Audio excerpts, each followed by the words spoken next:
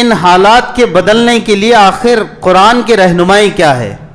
اسی آیت کریمہ میں قرآن نے صاف کہا وَبَشِّرِ الصَّابِرِينَ، جو ان حالات میں، ایسے حالات میں وَلَنَبْلُوَنَّكُمْ بِشَيْءٍ مِّنَ الْخَوْفِ، خوف کا عالم ہو، پھلوں کی کمی کا عالم ہو، تجارت کا نقصان ہو، جانوں کا نقصان ہو، عزت و آبرو خطرے میں پڑی ہوئی ہو، ایسے حالات میں وَبَشِّرِ الصَّابِرِينَ، اے نبی جی، اے میرے محبوب، بشارت دے دیجئے صبر کرنے والوں کو۔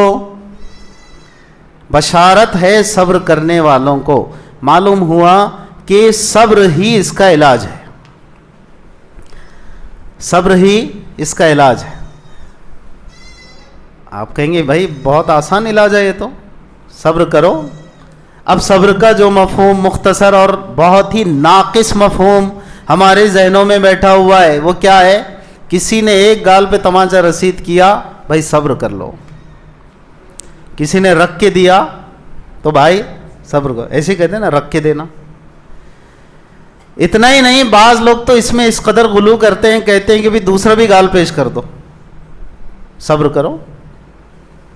بعض کہتے ہیں کسی نے گالی دی، سہ جاؤ، پی جاؤ، برداشت کر لو۔ یقیناً برداشت کرنا صبر کے مفہوم میں داخل ہے۔ ہاں سن لیجئے، کیونکہ میں علمی خیانت تو نہیں کر سکتا ہوں نا ایک طالب علم کے حیثیت سے، تو برداشت کرنا صبر کے مفہوم میں داخل ہے، لیکن وہ نہیں، اس کو آپ ڈیلیٹ کر دیں، وہ جو دوسرا گال پیش کرنے والی جو بات میں نے کی ہے۔ دوسرا گال پیش کرنا صبر میں نہیں، وہ تو بزدلی میں ہے۔ لیکن سہ جانا، برداشت کر لینا، ڈپینڈ کرتا ہے کس طرح کے حالات میں آپ نے گال پہ تماشا بھی برداشت کر لیا، کبھی گالی بھی برداشت کر لی، تو ٹھیک ہے نا۔ تم ہو، یعنی جس طرح قرآن نے کہا کہ آپس میں تو محمد الرسول اللہ والذین معہ اشداء علی الکفار رحماء بینہم، آپس میں اکرام مسلم کے تقاضے ہیں کچھ، اس کے تحت تو کچھ برداشت کرنا بہرحال صبر میں داخل ہے۔ لیکن صبر کا یہ جو ناقص مفہوم ذہنوں میں بیٹھا ہوا ہے کہ بس برداشت کرنے ہی کا نام صبر ہے، نہیں، استقامت علی الحق یہ بھی صبر کے مفہوم میں داخل ہے۔ کیا مطلب؟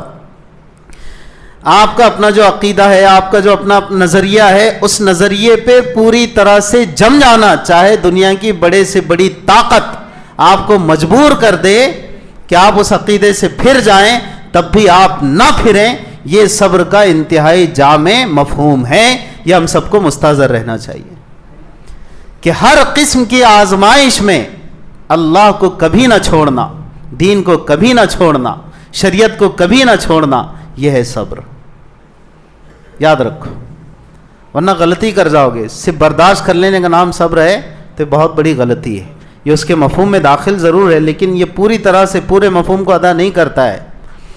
تو صبر کے مفہوم میں استقامت علی الحق، پھر صبر کے مفہوم میں یہ بھی داخل ہے کہ آپ اپنی خواہشات نفسانی کے خلاف لڑیں۔ نفس ابھارتا ہے معصیت پر، گناہ پر، اللہ کی نافرمانی پر، لیکن آپ کہیں نہیں، میرا ایمان کہتا ہے کہ یہ گناہ نہیں کروں گا، یہ بھی صبر ہے۔ نفس تو کہتا ہے کہ شادی بیاہ میں اسراف کروں، لیکن ایمان کہتا ہے نہیں، میرے اللہ نے جو حکم دیا اور رسول اللہ نے جو طریقہ دیا اسی کے مطابق شادی کروں گا، یہ بھی صبر ہے۔ نفس تو کہتا ہے کہ جھوٹ بول کر فلاں مال کما لوں، لیکن ایمان کہتا ہے کہ جھوٹ نہیں کہوں گا، سچ کہوں گا، یہ بھی صبر ہے۔ نفس کہتا ہے اس وقت اس کو دھوکہ دے دوں، لیکن نہیں دوں گا، ایمان کا تقاضا ہے کہ دھوکہ نہ دوں، یہ بھی صبر ہے۔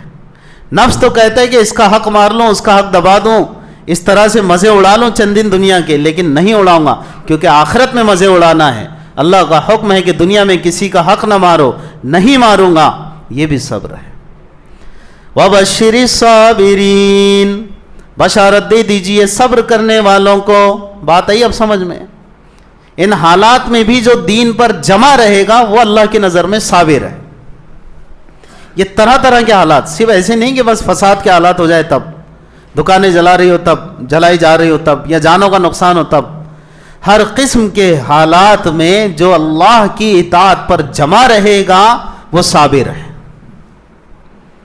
شادی کے وقت میں جو تقاضا آ رہا ہے، دنیا تو کہتی ہے کہ خوب نام و نمود کرو، نہیں کروں گا صبر. میں نے جو کہا مارکیٹ میں، تجارت میں، معاملات میں، معیشت میں، لین دین میں، حقوق العباد میں، وراثت میں، یہ جتنے بھی شعبہ جات ہیں زندگی پر محیط ہے تا دم حیات، بندے کو اس آزمائش سے گزرنا ہے.